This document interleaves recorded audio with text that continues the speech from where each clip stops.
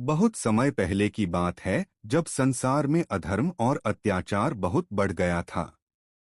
देवता भी परेशान थे और धरती पर रहने वाले मनुष्य भी।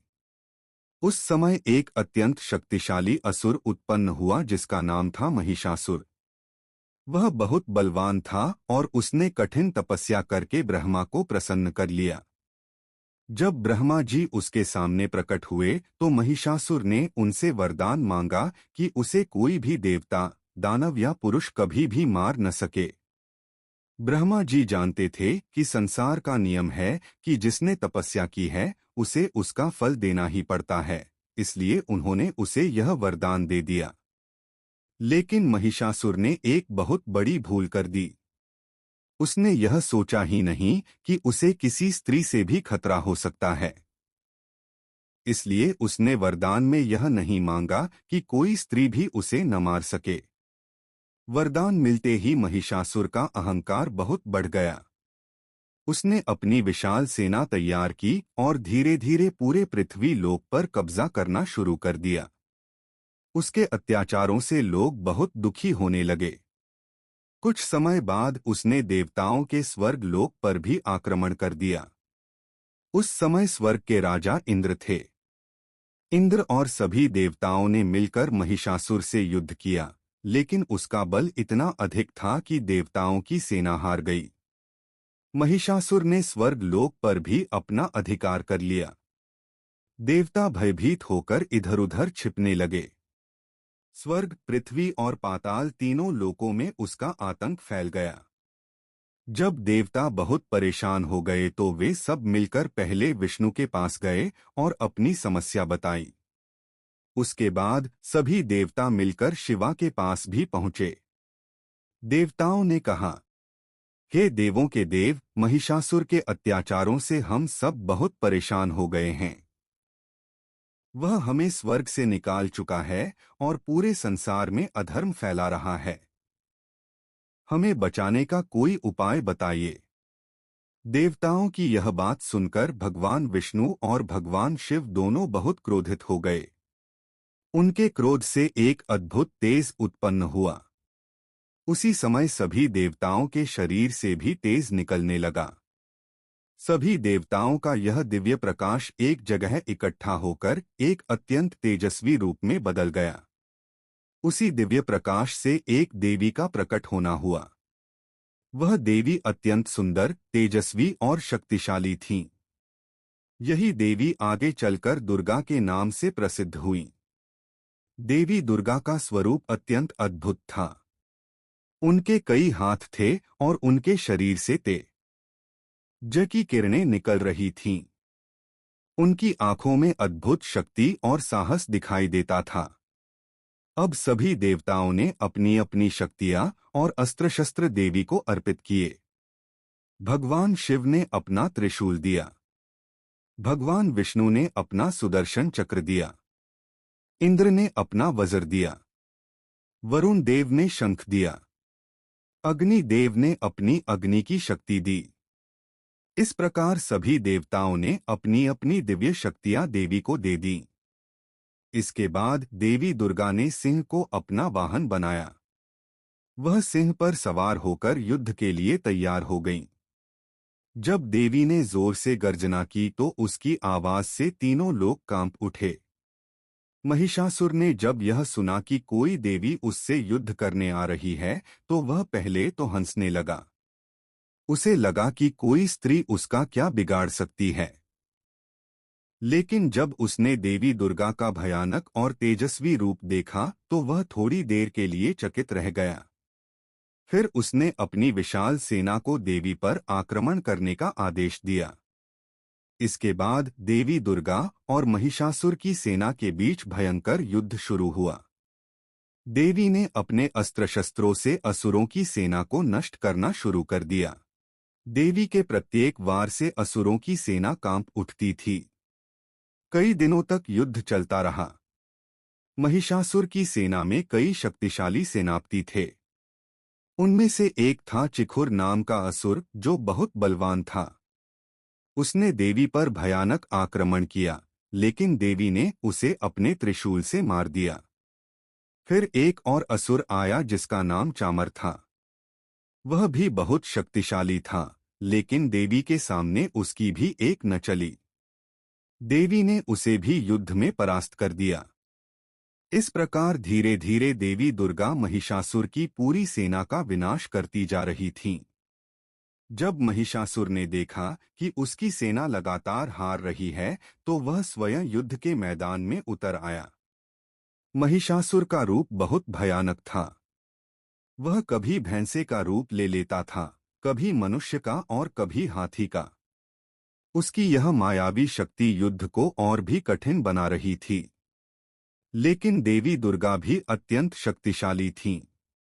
उन्होंने धैर्य और साहस के साथ महिषासुर का सामना किया। युद्ध कई दिनों तक चलता रहा। देवता आकाश से यह युद्ध देख रहे थे और देवी की विजय की प्रार्थना कर रहे थे। यही वह समय था जब देवी और महिषासुर के बीच अंतिम और निर्णायक युद्ध होने वाला था। और इसी युद्ध की कथा आगे चलकर नवरात्रि के रूप में मनाई जाने लगी, क्योंकि देवी ने 9 दिनों तक युद्ध करके अंत में महिषासुर का वध किया। लेकिन इस युद्ध का असली रहस्य, देवी के 9 रूपों की कहानी और नवरात्रि के 9 दिनों का महत्व अभी बाकी है। अब कहानी वहीं से आगे बढ़ती है, जहां देवी और महिषासुर का भयंकर युद्ध चल रहा था। युद्ध का मैदान असुरों की सेना और देवी की दिव्य शक्ति से कांप रहा था। देवता आकाश से यह दृश्य देख रहे थे और मन ही मन प्रार्थना कर रहे थे कि किसी तरह अधर्म का अंत हो और संसार में फिर से शांति स्थापित हो। महिषासुर अब स्वयं युद्धभूमि में उतर चुका था। वह अत्यंत शक्तिशाली था और उसके पास कई प्रकार की मायावी शक्तियां थीं। कभी वह विशाल भैंसे का रूप धारण कर लेता, कभी हाथी बन जाता और कभी अचानक मनुष्य का रूप लेकर देवी पर आक्रमण कर देता। उसकी इस माया के कारण युद्ध और भी कठिन हो गया था। लेकिन देवी दुर्गा पूर्ण रूप से शांत और धैर्यवान थीं। उनके चेहरे पर न तो भय था और न ही थकान। उनके हाथों में अनेक दिव्य अस्त्र शस्त्र थे जो उन्हें देवताओं ने दिए थे। युद्ध का 7वां दिन था। महिषासुर ने क्रोध में आकर अपनी पूरी शक्ति लगा दी। उसने अपने विशाल भैंसे के रूप में पृथ्वी को अपने खुरों से खोदना शुरू कर दिया। उसकी गर्जना इतनी भयानक थी कि पर्वत भी कांप उठे। देवी ने यह देखा तो उन्होंने अपने धनुष से तेज गति से बाण चलाए। वे बाण बिजली की तरह महिषासुर की ओर बढ़े और उसे घायल कर दिया। लेकिन वह तुरंत फिर से उठ खड़ा हुआ और भी अधिक क्रोध से देवी पर हमला करने लगा। उस समय देवी ने अपना त्रिशूल उठाया और अत्यंत वेग से उसकी ओर बढ़ी। महिषासुर ने भी पूरी शक्ति से उनका सामना किया। दोनों के बीच भयंकर युद्ध हुआ। युद्ध का 8वां दिन आ चुका था। इस दिन देवी का स्वरूप और भी तेजस्वी हो गया था। उनके चेहरे से निकलने वाली दिव्य आभा इतनी प्रबल थी कि असुरों की सेना भयभीत होने लगी। महिषासुर ने अपनी सेना को फिर से एकत्र किया और देवी पर एक साथ आक्रमण करवा दिया। चारों ओर से असुरों के अस्त्र शस्त्र देवी की ओर आने लगे। लेकिन देवी ने अपने चक्र और तलवार से उन सबका नाश कर दिया। धीरे धीरे असुरों की पूरी सेना समाप्त होने लगी। अब युद्ध का अंतिम दिन आ चुका था। 9वें दिन देवी और महिषासुर के बीच अंतिम युद्ध शुरू हुआ। महिषासुर ने फिर से अपना भैंसे का विशाल रूप धारण कर लिया। वह इतनी तेजी से दौड़ा कि धरती हिलने लगी। लेकिन उसी समय देवी सिंह पर सवार होकर उसकी ओर बढ़ी। उन्होंने अपने त्रिशूल से एक प्रहार किया जिससे महिषासुर गिर पड़ा। जैसे ही वह गिरा, उसने तुरंत मनुष्य का रूप धारण करने की कोशिश की। लेकिन देवी ने उसे अवसर नहीं दिया। उन्होंने तुरंत अपने त्रिशूल से उसका वध कर दिया। इस प्रकार अत्याचारी असुर महिषासुर का अंत हो गया। जैसे ही महिषासुर मारा गया, तीनों लोकों में शांति फैल गई। देवता अत्यंत प्रसन्न हुए और आकाश से पुष्प वर्षा करने लगे। स्वर्ग लोक फिर से देवताओं को मिल गया और संसार में धर्म की स्थापना हुई। इसी विजय की स्मृति में 9 दिनों तक देवी की पूजा की जाने लगी। इन 9 दिनों को ही नवरात्रि कहा जाता है। लेकिन नवरात्रि केवल महिषासुर के वध की कथा नहीं है। इसके पीछे देवी के 9 दिव्य रूपों की भी एक गहरी कहानी है। पहले दिन देवी का स्वरूप शैलपुत्री के रूप में पूजा जाता है। यह पर्वतराज हिमालय की पुत्री मानी जाती हैं। इनके हाथ में त्रिशूल और कमल होता है और इनका वाहन वृषभ होता है। इस रूप की पूजा से मनुष्य के जीवन में स्थिरता और शक्ति आती है। दूसरे दिन देवी का रूप ब्रह्मचारिणी के रूप में पूजा जाता है। यह तपस्या और संयम का प्रतीक है। इनकी पूजा करने से मनुष्य को धैर्य और आत्मबल प्राप्त होता है।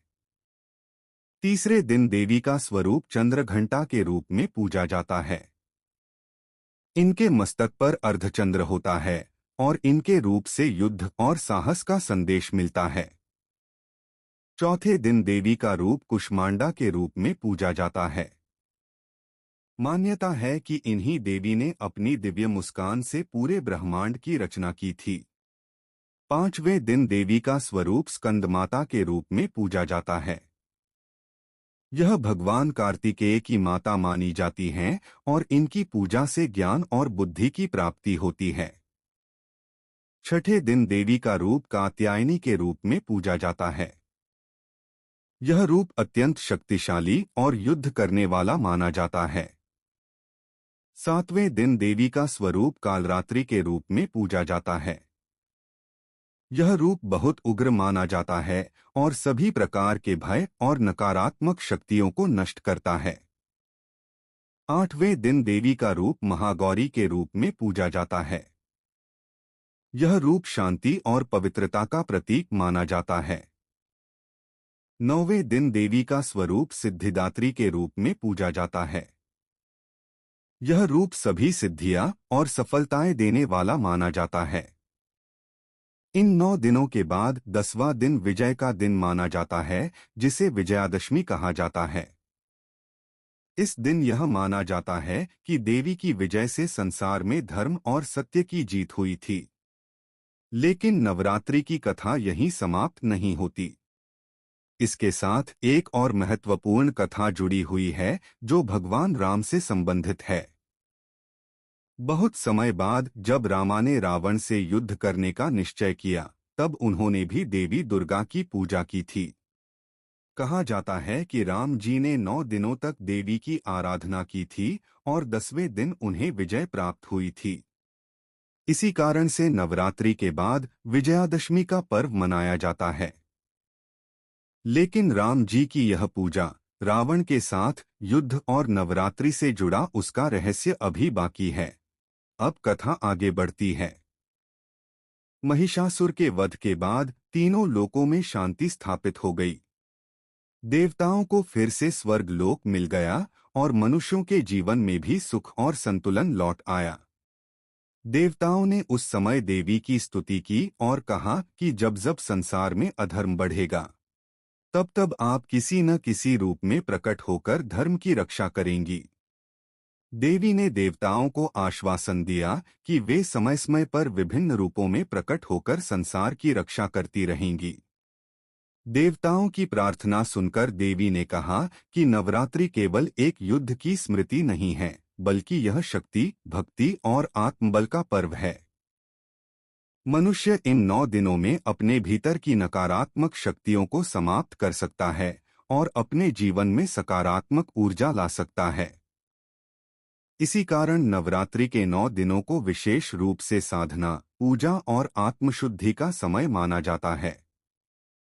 समय बीतता गया और युग बदलते रहे। त्रेता युग का समय आया। उसी समय पृथ्वी पर एक और बड़ा संकट उत्पन्न हुआ। लंका का राजा रावणा अत्यंत शक्तिशाली और विद्वान था, लेकिन उसका अहंकार भी उतना ही बड़ा था। उसने कई वर्षों तक कठोर तपस्या करके शिवा को प्रसन्न किया था और उनसे कई वरदान प्राप्त किए थे। वरदान मिलने के बाद रावण की शक्ति और भी बढ़ गई। उसने अपनी शक्ति का उपयोग धीरे धीरे अत्याचार करने के लिए करना शुरू कर दिया। उसके राज्य में भय का वातावरण फैल गया। देवता भी उससे परेशान रहने लगे क्योंकि वह अपनी शक्ति का उपयोग दूसरों को डराने और दबाने में करता था। उसी समय अयोध्या में रामा का जन्म हुआ। राम धर्म, मर्यादा और सत्य के प्रतीक माने जाते हैं। उनका जीवन लोगों को यह सिखाता है कि कठिन परिस्थितियों में भी धर्म का मार्ग नहीं छोड़ना चाहिए। जब राम वनवास में थे, तभी रावण ने छल से माता सीता का हरण कर लिया। सीता को लंका ले जाकर उसने अपने महल में कैद कर लिया। यह घटना राम के जीवन का सबसे बड़ा दुख बन गई। राम ने सीता की खोज शुरू की। इस यात्रा में उनकी भेंट हनुमान से हुई। हनुमान अत्यंत शक्तिशाली और बुद्धिमान थे और वे राम के सबसे बड़े भक्त बन गए। उनकी सहायता से राम को यह पता चला कि सीता लंका में है। इसके बाद राम ने लंका जाने की तैयारी शुरू की। उन्होंने वानर सेना के साथ समुद्र पार करने का निर्णय लिया। समुद्र के किनारे पहुंचने के बाद राम ने सोचा कि रावण से युद्ध करना आसान नहीं होगा क्योंकि वह अत्यंत शक्तिशाली है और उसके पास कई दिव्य शक्तियां भी हैं। उसी समय ऋषियों और देवताओं ने राम को सलाह दी कि यदि वे देवी की आराधना करेंगे तो उन्हें विजय प्राप्त होगी। तब राम ने देवी की पूजा करने का निश्चय किया। कहा जाता है कि राम ने 9 दिनों तक देवी की विशेष पूजा की। यह पूजा शारदीय नवरात्रि के समय की गई थी। राम ने जंगल से 108 कमल के फूल इकट्ठा किए और देवी को अर्पित किए। जब पूजा का अंतिम दिन आया तो एक कमल का फूल कम पड़ गया।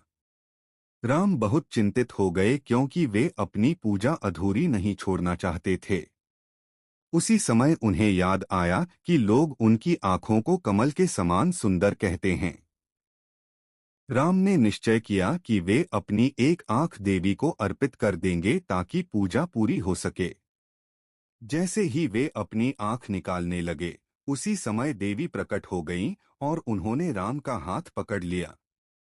देवी ने राम से कहा कि उनकी भक्ति से वे अत्यंत प्रसन्न हैं और उन्हें विजय का आशीर्वाद देती हैं।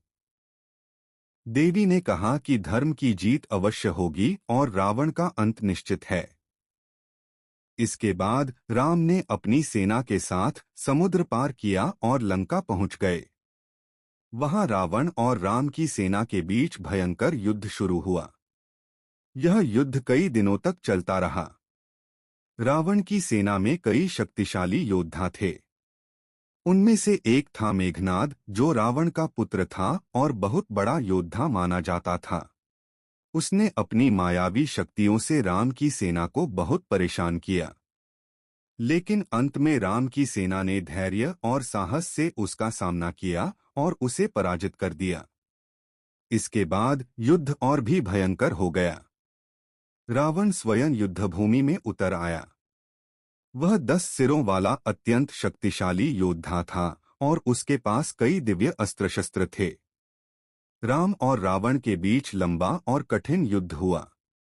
अंत में राम ने अपने दिव्य अस्त्र का प्रयोग किया और रावण का वध कर दिया।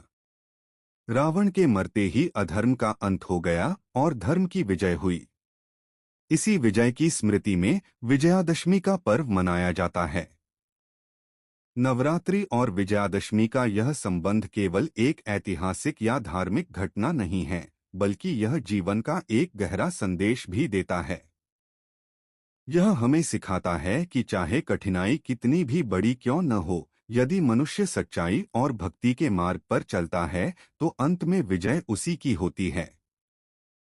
नवरात्रि के समय लोग व्रत रखते हैं, देवी की पूजा करते हैं और अपने मन को शुद्ध करने का प्रयास करते हैं। इन 9 दिनों में मंदिरों में विशेष पूजा होती है और घरों में भी देवी की आराधना की जाती है। 8वें और 9वें दिन कन्या पूजन की परंपरा भी बहुत महत्वपूर्ण मानी जाती है। इस दिन छोटी कन्याओं को देवी का रूप मानकर उनकी पूजा की जाती है और उन्हें भोजन कराया जाता है। यह परंपरा इस बात का प्रतीक है कि नारी को शक्ति का रूप माना जाता है और उसका सम्मान करना चाहिए। नवरात्रि का पर्व केवल भारत में ही नहीं बल्कि कई अन्य स्थानों पर भी बड़े उत्साह से मनाया जाता है। अलग अलग क्षेत्रों में इसे अलग अलग तरीकों से मनाया जाता है, लेकिन इसका मूल संदेश एक ही है, शक्ति की पूजा और धर्म की विजय। समय के साथ साथ नवरात्रि से जुड़ी कई और कथाएं भी प्रचलित हुईं। कुछ कथाएं देवी के विभिन्न अवतारों से जुड़ी हैं और कुछ भक्तों के चमत्कारी अनुभवों से। कहा जाता है कि जो व्यक्ति सच्चे मन से देवी की भक्ति करता है, उसकी सभी मनोकामनाएं पूरी होती हैं और उसके जीवन की बाधाएं दूर हो जाती हैं। लेकिन देवी की महिमा और नवरात्रि की कथा केवल इतनी ही नहीं है। इसके पीछे कई और रहस्य और घटनाएं भी जुड़ी हुई हैं, जो समय समय पर विभिन्न पुराणों और कथाओं में वर्णित हैं। इन कथाओं में देवी के कई और अवतारों की कहानी मिलती है, जिनमें उन्होंने अलग अलग असुरों का वध करके संसार की रक्षा की। इनमें से एक कथा एक ऐसे असुर की भी है जिसने बाद में फिर से देवताओं और मनुष्यों को परेशान करना शुरू किया था, और तब देवी को एक और भयंकर रूप धारण करना पड़ा था। अब कथा आगे और गहराई में प्रवेश करती है। रावण के वध और धर्म की विजय के बाद भी देवी की महिमा समाप्त नहीं होती। संसार में समय समय पर ऐसे अनेक असुर उत्पन्न हुए जिन्होंने अपने बल और अहंकार के कारण देवताओं, ऋषियों और मनुष्यों को परेशान किया। हर बार जब अधर्म अत्यधिक बढ़ा, तब देवी ने किसी न किसी रूप में प्रकट होकर संसार की रक्षा की। पुराणों में एक कथा आती है कि एक समय ऐसा भी आया जब दो अत्यंत शक्तिशाली असुरों ने पूरे ब्रह्मांड में आतंक मचा दिया था। उनका नाम था शुंभा और निशुंभा।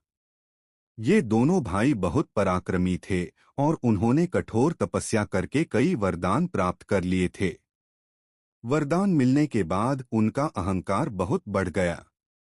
उन्होंने देवताओं को स्वर्ग से निकाल दिया और तीनों लोकों पर अपना अधिकार कर लिया। देवता फिर से भयभीत होकर इधर-उधर छिपने लगे। जब देवताओं की स्थिति बहुत खराब हो गई तो वे सभी मिलकर हिमालय पर्वत पर गए और वहां उन्होंने देवी की आराधना शुरू की। उन्होंने देवी से प्रार्थना की कि वे फिर से प्रकट होकर संसार को इन असुरों से बचाएं। देवताओं की प्रार्थना सुनकर देवी ने एक अत्यंत दिव्य रूप धारण किया।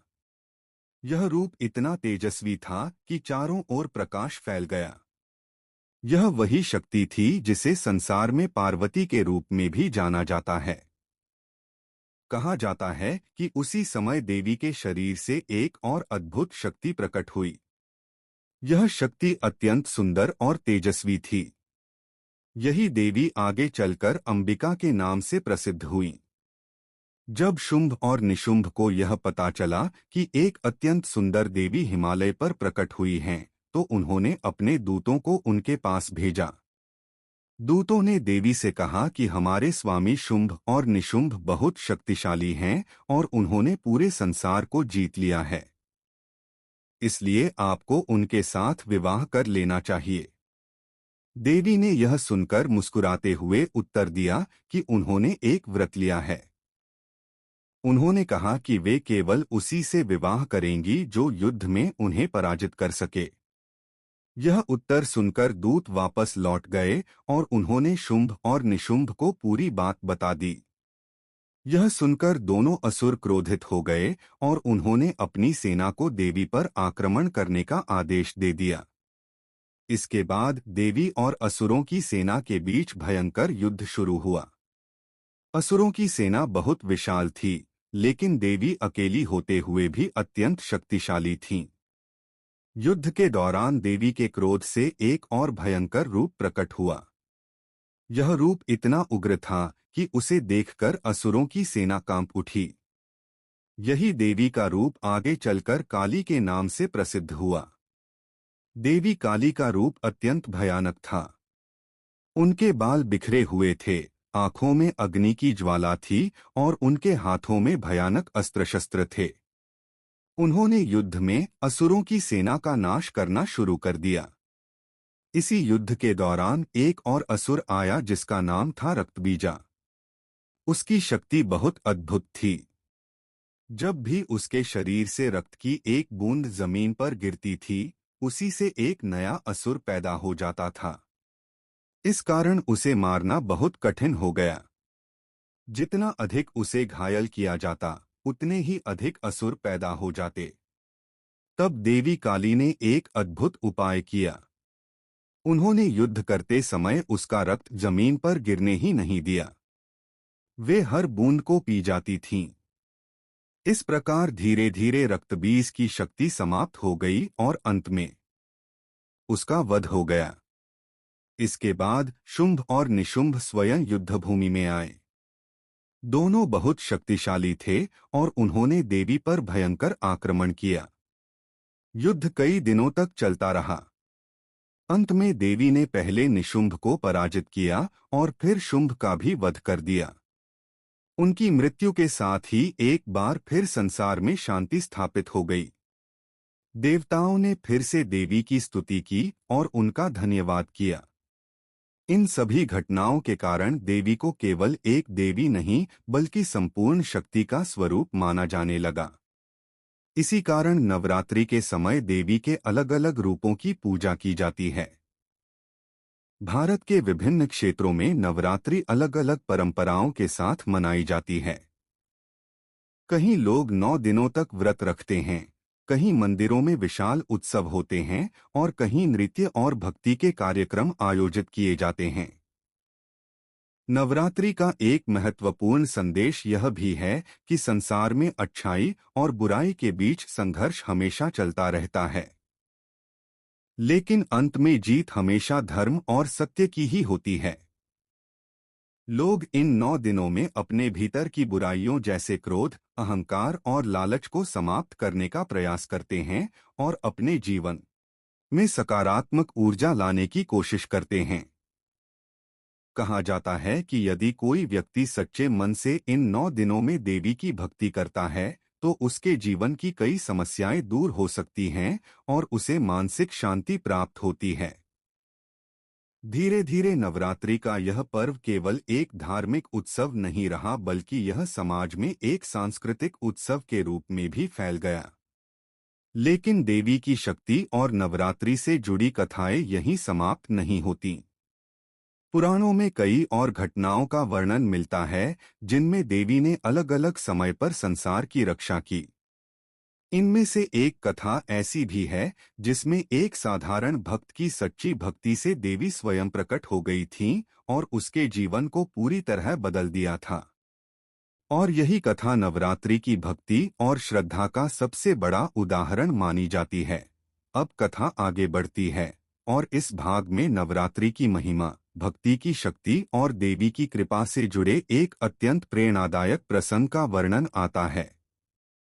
बहुत समय पहले भारत के एक छोटे से गांव में एक अत्यंत गरीब ब्राह्मण रहता था। उसका जीवन बहुत कठिन था। घर में धन नहीं था, भोजन भी कई बार पर्याप्त नहीं मिलता था, लेकिन उसके मन में देवी के प्रति अटूट श्रद्धा थी। वह प्रतिदिन सुबह उठकर स्नान करता और सच्चे मन से देवी की पूजा करता था। उसके पास पूजा के लिए बड़े बड़े साधन नहीं थे। कभी वह केवल जल और फूल अर्पित करता, कभी केवल मन से प्रार्थना करता। लेकिन उसकी भक्ति बहुत सच्ची थी। वह हमेशा यही प्रार्थना करता था कि देवी उसे इतना आशीर्वाद दें कि वह अपना जीवन ईमानदारी और संतोष से जी सके। एक बार नवरात्रि का समय आया। पूरे गांव में उत्सव का वातावरण था। मंदिरों में पूजा हो रही थी, लोग व्रत रख रहे थे और घर घर में देवी की आराधना की जा रही थी। उस गरीब ब्राह्मण ने भी निश्चय किया कि वह पूरे 9 दिनों तक व्रत रखेगा और पूरी श्रद्धा से देवी की पूजा करेगा। लेकिन उसके सामने सबसे बड़ी समस्या यह थी कि उसके पास पूजा के लिए पर्याप्त सामग्री नहीं थी। फिर भी उसने हार नहीं मानी। उसने जंगल से कुछ फूल लाए, थोड़े से फल इकट्ठा किए और अपने छोटे से घर में एक स्थान साफ करके देवी की पूजा शुरू कर दी। पहले दिन उसने देवी को प्रणाम किया और पूरी श्रद्धा से प्रार्थना की। दूसरे दिन भी उसने उसी प्रकार पूजा की। धीरे धीरे 9 दिन बीतने लगे। 9वें दिन जब वह पूजा कर रहा था तो उसके मन में एक ही विचार था कि चाहे उसके पास कुछ भी न हो, लेकिन उसकी भक्ति सच्ची है और देवी अवश्य उसकी भावना को समझेंगी। उसी समय एक अद्भुत घटना हुई। अचानक उस छोटे से घर में एक दिव्य प्रकाश फैल गया। ब्राह्मण पहले तो डर गया, लेकिन कुछ ही क्षणों में उस प्रकाश के बीच एक दिव्य स्वरूप प्रकट हुआ। वह स्वरूप किसी और का नहीं बल्कि स्वयं देवी का था। वही शक्ति जिसे संसार में दुर्गा के रूप में जाना जाता है। देवी को सामने देखकर ब्राह्मण भावुक हो गया। उसकी आंखों से आंसू बहने लगे। उसने तुरंत जमीन पर गिरकर देवी को प्रणाम किया। देवी ने उससे कहा कि वे उसकी सच्ची भक्ति से अत्यंत प्रसन्न हैं। उन्होंने कहा कि संसार में बहुत लोग पूजा करते हैं, लेकिन सच्ची श्रद्धा और निष्कपट भक्ति बहुत कम लोगों के पास होती है।